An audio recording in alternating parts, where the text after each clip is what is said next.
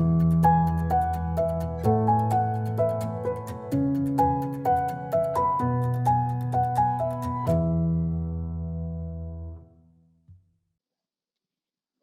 evening, students. Let's take today to the next topic, that is ionization energy.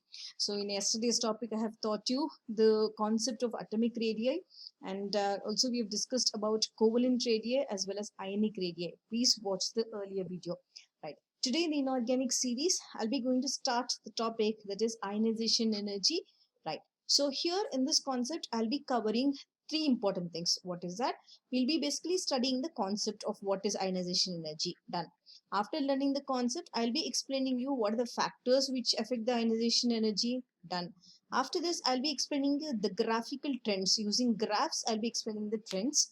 After that, I'll be explaining the exceptions which we have in your ionization energy. Right. So let us go and start with the first topic, that is concept. Right. So when I have to go to the ionization energy concept, the first diagram, just see here.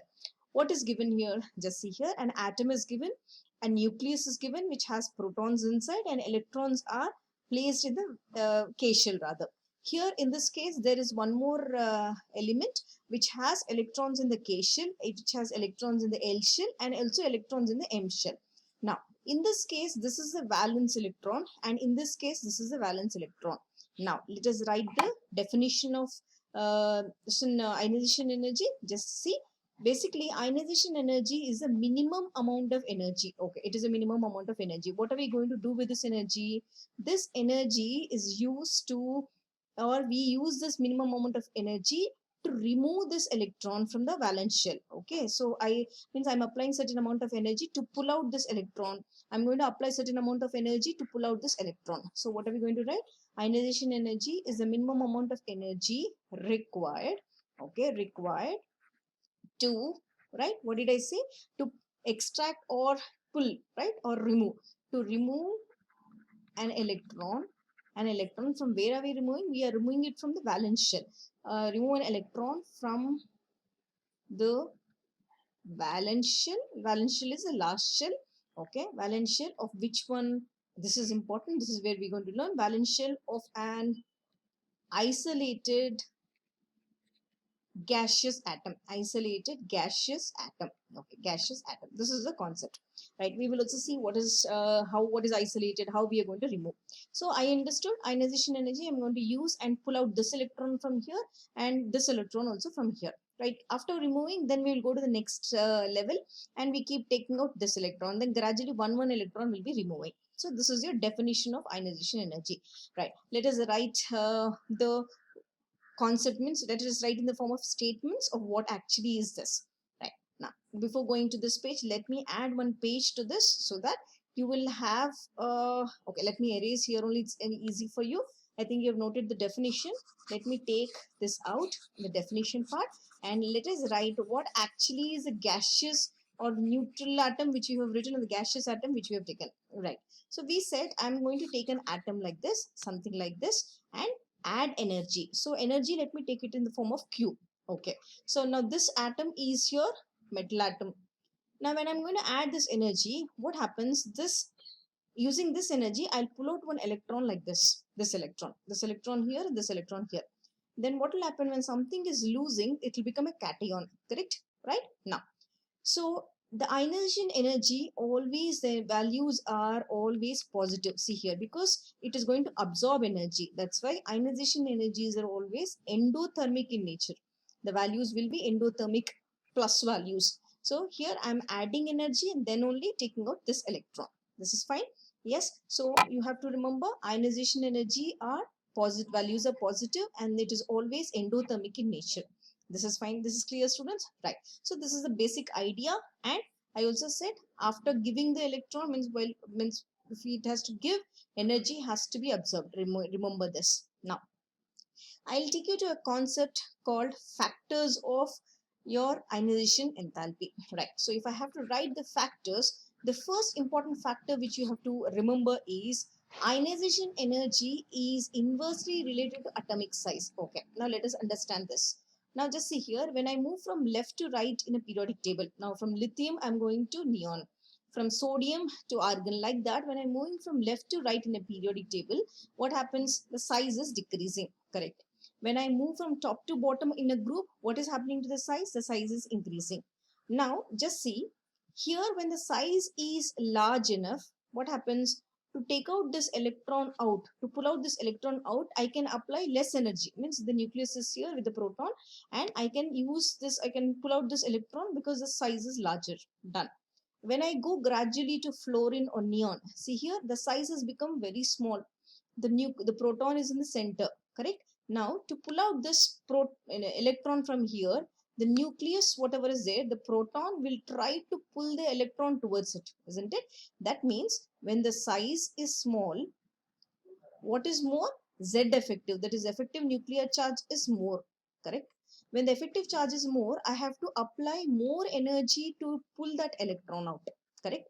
Right? Now understand this concept, simple as that. Now see here, size is small, IE is more, so inversely related. That means for smaller atoms, I have to apply more energy to pull that electron, because the proton keeps dragging the electron, and Z effective, the effective nuclear charge is acting more on this, right? So the first factor, remember, if the size is big, ionization energy will be small. If the size is small, ionization energy will be big. That is the first factor which you have to remember. That. So here also, for this, ionization energy will be very low because the size is big. For this, the ionization energy will be high because the size is small. Right. Now let us understand the next concept. So the next factor of ionization energy, same thing. Next factor is ionization energy is directly related to Z effective. Same thing I said, isn't it? Now, suppose if the size of an atom is smaller like this, for pulling out this electron, because the nuclear charge is acting directly on this electron. So automatically nuclear charge is more means ionization energy also will be more. Suppose if I take a bigger atom like this, a bigger one like this, a bigger one like this. So here the electron is here also the electrons are there. So the proton which is there, the distance between the nucleus and the outermost electron is little bit more, isn't it? Yes. So automatically here, if Z effective is low, here as you said, that means size should be large, then automatically ionization energy will be less. This is what the second factor.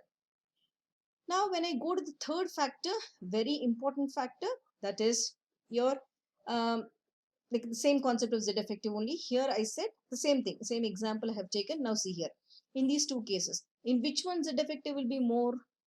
Here in this case. So in this case, Z effective is more. In this case, Z effective is less. Why? Because size is large, more. Here, size is small. This is fine, right? So in this is what I said, IE is directly related to Z effective. Same example I have taken. Done. The next factor after this is the comparing between all the S block or the P block elements. Okay, let me add one page here and you will understand the things.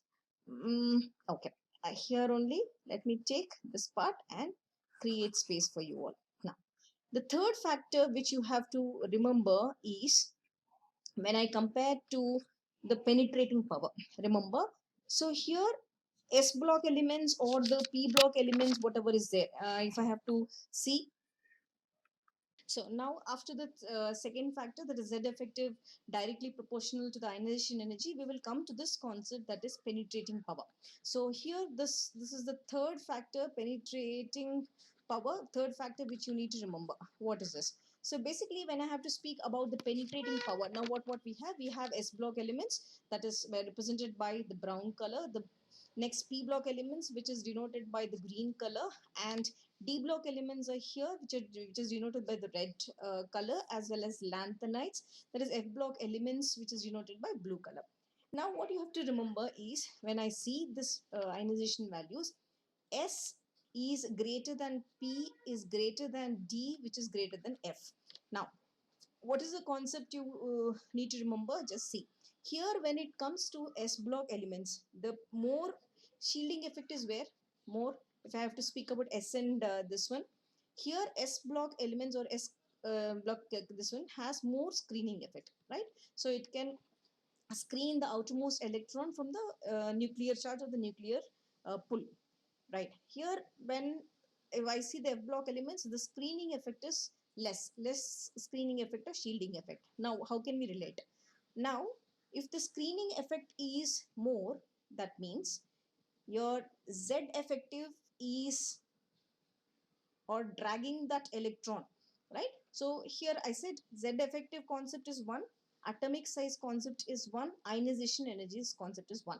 Now here if the s character is more, or I said values are very high, that means the electron strong, it is very high in pulling the electrons because the size is small, so the size is less, ionization energy will be more. The other way, less screening effect, so z effective will be, atomic size will be, ionization energy. See here, now if the screening effect is less, easily I can pull the electron, that means atomic size is more. So with less energy, I can pull the electron. Z effective is less. See the arrows. This is what is the concept. So you need to remember the penetrating power or the screening effect, because S electrons are more closer to the electron nucleus, isn't it? That's why I require more energy to pull out the electrons. That's fine. That's clear concept. Yes. Now next thing, after the three factors, one is the atomic size, one is the Z effective, and one is the penetrating power. We'll come to the next graph, that is your trends in the periodic table. Now here when I see these graphs, what are you observing? See here, in the ionization, all the inert gas elements are at the peak, everything is in the peak. So the first important observation which you should remember or in the exam is, for all the inert gases, okay, inert gases, what is the speciality? It is fully filled, right? So here you need to remember whether it is fully filled or half filled, okay, fully filled or both half filled also. So the ionization energy is high, so remember ionization energy will be higher. Why? Because you need a lot of energy to remove the electron from the valence shell. So as you said, inert gases have maximum ionization energy. So inert gases have maximum ionization energy. That's the first thing. Now when I go to the next graph, next thing, next observation, let us see with the next graph what are we seeing here. Here there are certain exceptions which you need to remember, means rather the observations also. When we see here, normally we said in a period, when I go from left to right, in a period what will happen? I said atomic size decreases, done. If atomic size decreases, Z effective increases, done. Then ionization energy increases. This is what I said, correct. Now what is happening here in this case? Let us erase this. I need this space. Okay, now understand this in this concept. Now the first one when I take, see here, beryllium and boron, right? Now what is happening? In boron, boron is less than beryllium. Now what is happening here in boron? What is the configuration? It is 1s2, 2s2, 2p1. Correct, no? In beryllium, what is the configuration? 1s2 and 2s2. Now what are you observing? This is an s electron, this is a p electron. Correct? Now which is easy to remove? Yes, S, like if I have to say, P can be easily removed. Compared to S, P can be easily removed. Easily I can, P can be easily removed. Why? It is little bit farther from the nucleus. Correct? Now, beryllium, it has only S electron. That's why I require more energy to pull this. Here, I is less. That's what, again, same thing. S is far, means if you have to speak, S is easy. S is, like, let us write that. P electron, again, P is easily removed. S is closer to the nucleus. Closer to the nucleus. This is fine, students. So remember the first trend, that is in beryllium, why is this less? This is your concept. What should you write? You need to write the configuration like this and say that here in this case of beryllium, this has S electron. In this case, it has p electron. So removing s electron is difficult. So more energy. Boron, it is easy. That's fine. Okay. So now let us see one more. Let us erase this part and go with the next concept. So when I see the next observation, about your oxygen and nitrogen. Okay, right. Let us take that value also. Now, where is our oxygen? Okay, phosphorus, sodium, magnesium, oxygen. See here. Here also there is a dip in the ionization energy. Here what happened? Oxygen is less than nitrogen. So when I take oxygen, atomic number 8, 1s2, 2s2, 2p4. Now, see here, when I take this 2p4, when I draw it like this, 1, 2, 3, and this is the fourth one. Now, when I take IE1 value, I can easily remove this electron. That's okay. Now, when I take the IE2, here, first ionization energy value, if I see, it is less. But when I take IE2, it becomes, how does it become? It becomes half filled now. All are F2P3 half filled. Now this is, it requires more energy. That means for oxygen, first ionization energy, remember this, for oxygen, the first ionization energy value, IE1 value, is less than nitrogen. Remember that. Why? It's easy to remove the electron.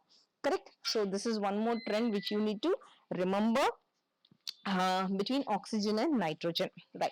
So after this, let us go to the next thing. Right.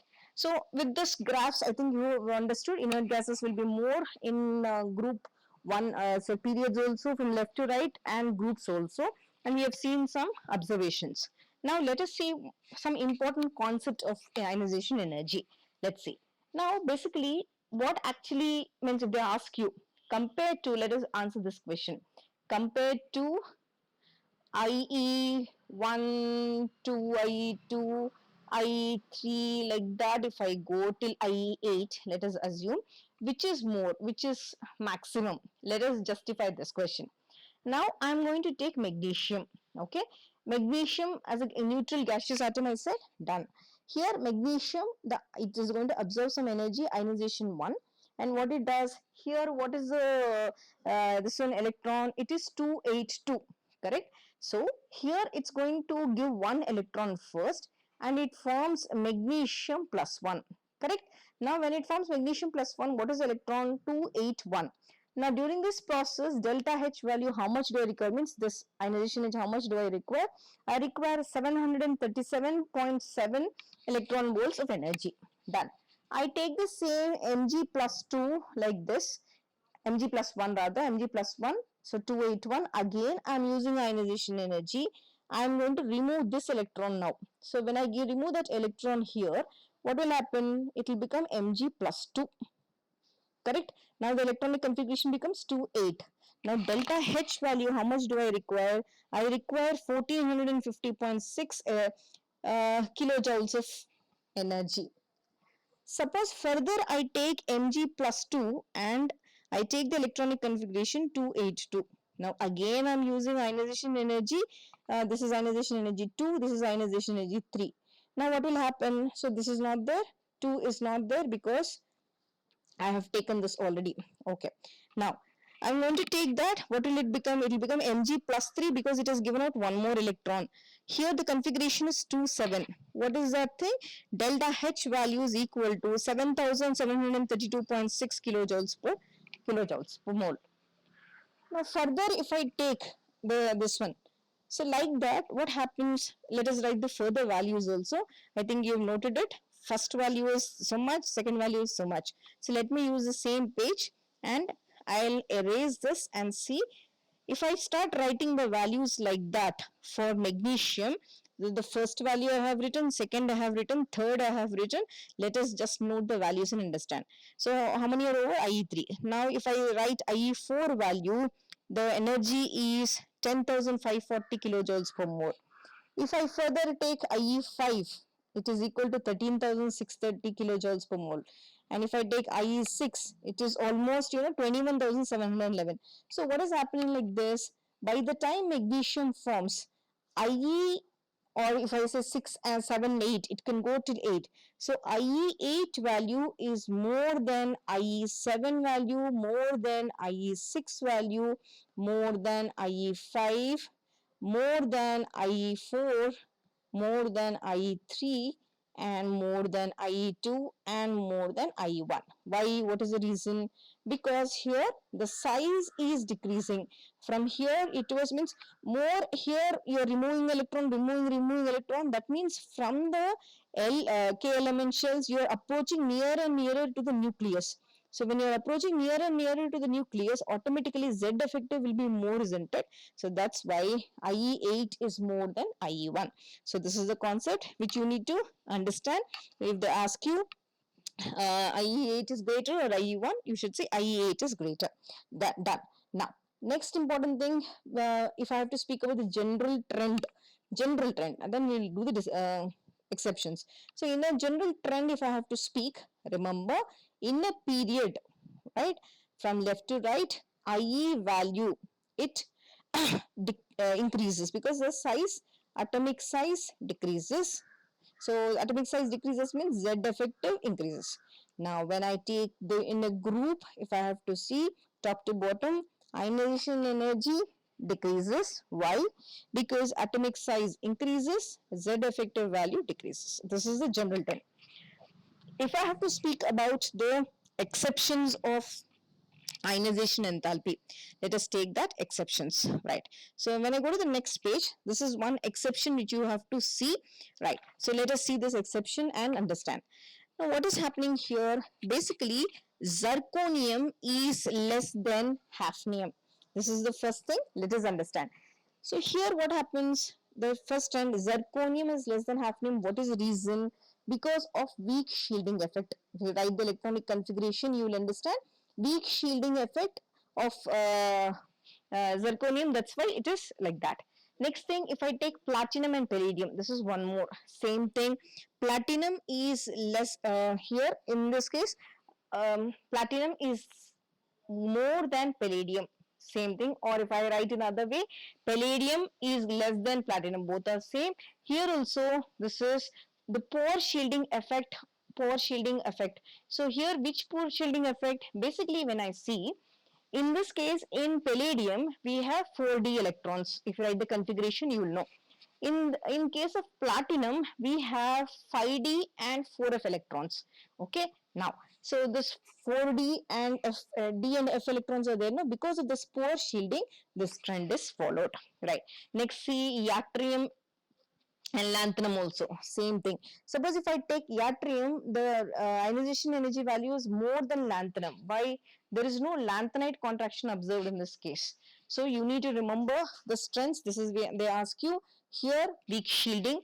Why weak shielding? As I said, it's the same that electrons which are there, and in this case I have justified the reason, palladium and platinum, and yttrium also I have justified the reason. Now let us come and see one more exception in your uh, periodic trends or the ionization enthalpy. One more exception, earlier exception I have given, exception, let us understand. Now here if I take group 13, so group 13 element is here. So what are group 13 elements? Boron, it should be greater than aluminium. Okay, let us not write this first one, let us put like this and write the elements only. Next comes boron, aluminium, then you have gallium, then you have indium, then you have thallium, correct? Boron ionization value, if I, these are all IE1 values. Suppose if it is measured in electron volts, how much is this? Boron value is 8.30, aluminium value is 5.96, gallium value is 5.97, indium value is 5.76, thallium is 6.07. See here, now what are you observing? Normally when I have to say, the trend should be like this. The normal trend should be boron more, because the size is larger here. No, here the size is larger, right? So here basically when I see in this way, but here what is happening, the trend has changed. So basically the whole trend, because of one observation, that is the exception. See here, boron is more than aluminium, perfect.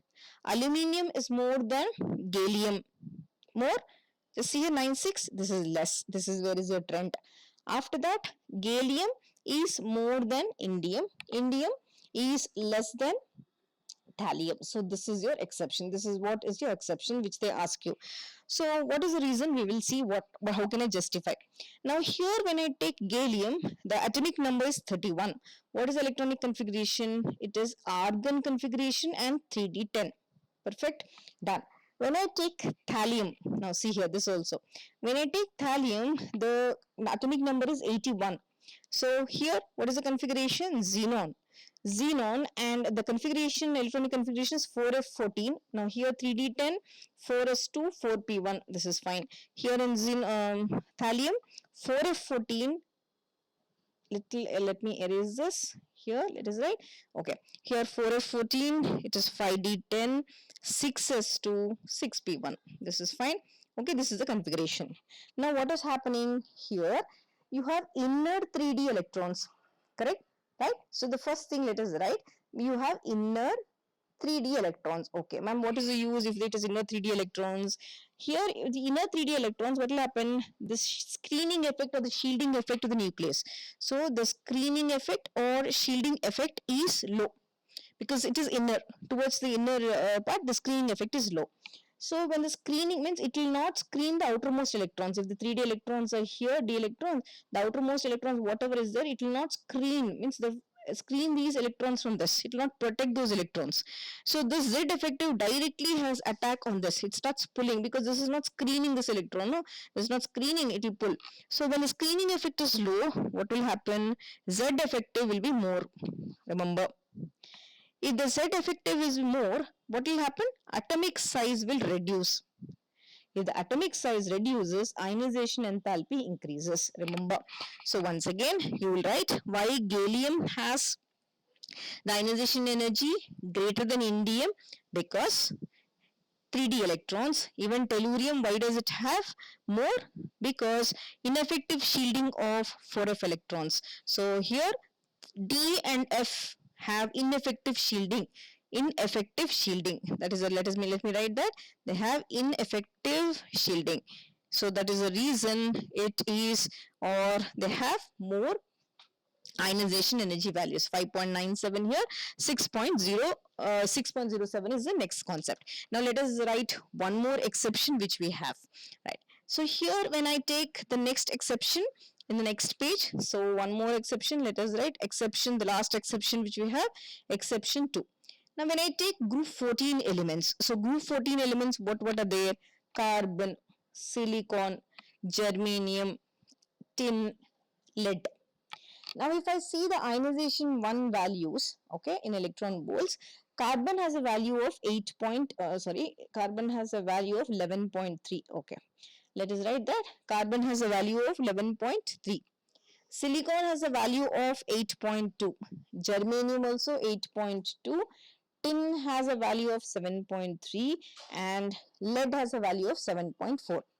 Now, where is the variation you are observing? Here, germanium is more, isn't it? Like basically these two are similar.